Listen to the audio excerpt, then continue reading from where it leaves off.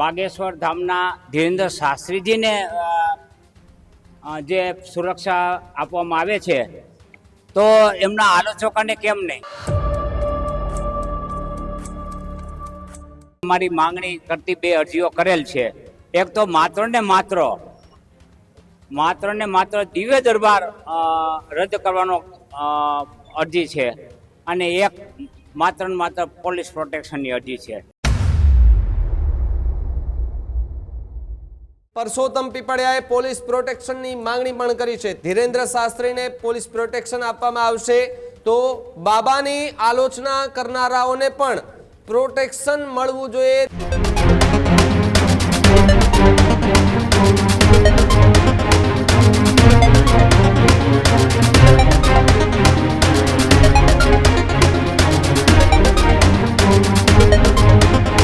રાજકોટની અંદર બાબા બાગેશ્વરનો દરબાર આવતીકાલે લાગવા જઈ રહ્યો છે. વિવાદો વચ્ચે રાજકોટમાં ધીરેન્દ્ર શાસ્ત્રીનો દિવ્ય દરબાર યોજાશે. હનુમાન કથાનો હું સનાતન તરીકે વિરોધ ન કરતો હોવાની વાત પરસોત્તમ પીપળિયાએ કરી છે. એટલે કે પરસોત્તમ પીપળિયા ફરી એકવાર સામે આવ્યા છે. હનુમાન કથાનો હું સનાતની તરીકે વિરોધ નથી કરી રહ્યો. હનુમાન કથામાં મને મીડિયા તરફથી આમંત્રણ મળ્યું છે. પરસોત્તમ પીપળિયાએ પોલીસ પ્રોટેક્શનની માંગણી પણ કરી છે. તો સાથે જ ધીરેન્દ્ર શાસ્ત્રીને પોલીસ પ્રોટેક્શન આપવામાં આવશે તો બાબાની આલોચના કરનારાઓને પણ પ્રોટેક્શન મળવું જોઈએ તેવી વાત કરતા પરસોત્તમ પીપળિયા જે છે તે હાલ જોવા મળી રહ્યા છે. એટલે કે રાજકોટની અંદર વિવાદોની વચ્ચે, વિવાદોના ઘેરાની વચ્ચે પરસોત્તમ પીપળિયા જે છે તે ફરી એકવાર મેદાને આવ્યા છે.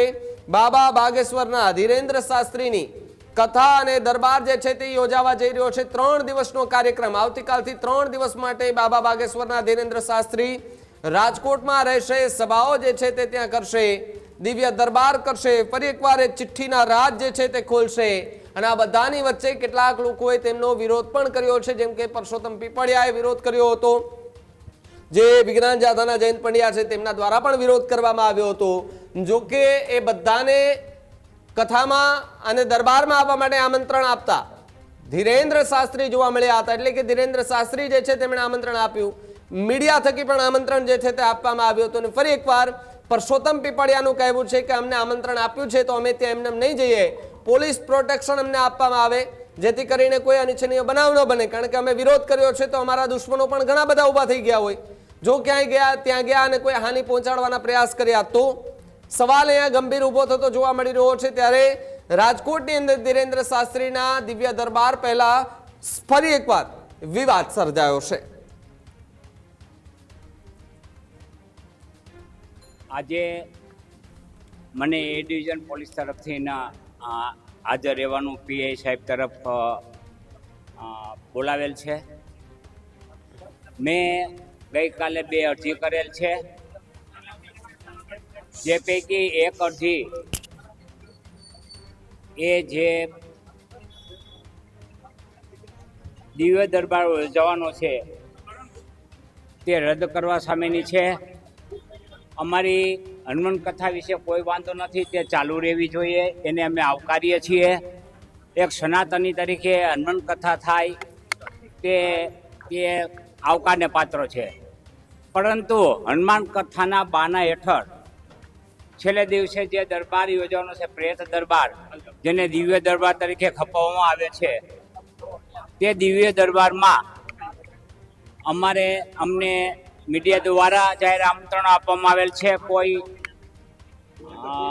લેખિત આમંત્રણ કે પત્રિકા દ્વારા આમંત્રણ આપવામાં આવેલ નથી. એટલે સામાન્ય પ્રજા જ્યાં જાય છે ત્યાં અમારે ઉપસ્થિત રહેવાનું છે. એટલા માટે થઈને અમે જેવી રીતે અંધશ્રદ્ધા ફેલાવનાર વાગેશ્વર ધામના ધીરેન્દ્ર શાસ્ત્રીજીને જે સુરક્ષા આપવામાં આવે છે તો એમના આલોચકોને કેમ નહીં? તો એમના આલોચકોને પણ એનો પર્દાફાશ કરવા પોલીસ સુરક્ષા આપવી જોઈએ તેવી અમારી માંગણી કરતી 2 અરજીઓ કરેલ છે. એક તો માત્ર ને માત્ર દિવ્ય દરબાર રદ કરવાનો અરજી છે અને એક માત્ર ને માત્ર પોલીસ પ્રોટેક્શનની અરજી છે. આ જ પ્રકારની તમામ અપડેટ જોવા માટે ન્યૂઝરૂમ ગુજરાતને લાઇક, શેર અને સબસ્ક્રાઇબ કરવાનું ભૂલતા નહીં.